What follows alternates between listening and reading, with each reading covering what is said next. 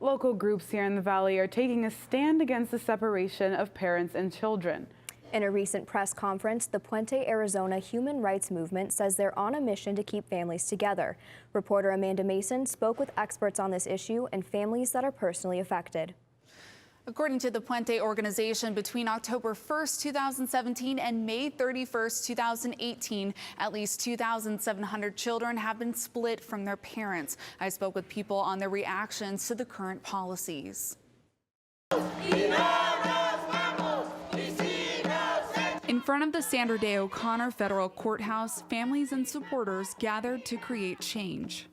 There should be no jails and prisons and detention centers for children. Lori Rosales, a retired social worker and counselor, has worked in prisons and detention centers, including one for families, for 40 years. She says that abuse takes different forms, and there are several risks for children who have been taken away from their families and held in a jail-like location. They feel like they are being treated like criminals. They're not accustomed to the food, so they're not eating. They often don't sleep.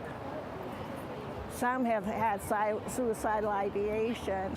Rosales says the kids have already been traumatized in their own country, and after their long travel to the United States, they don't receive the refuge and safety they were seeking. They've been traumatized, and what do? Unwittingly, we re-traumatize them. And I would venture to say many would feel that what we do in terms of traumatizing them is far worse than anything they've experienced thus far. Happening against these children feels like a crime against my own humanity, my own child, my own family. And I can't sit idly by and watch this happen.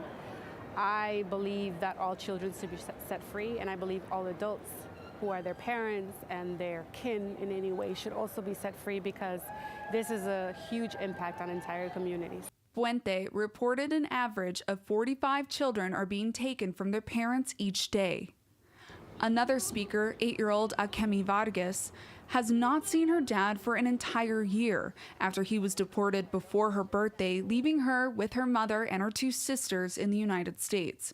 Kids like me should not be in prison. They should be free and play with their brothers and sisters, go to school and get a college degree. Vargas has a message for her dad. I would really like to say to him to try to come back, even how long it takes.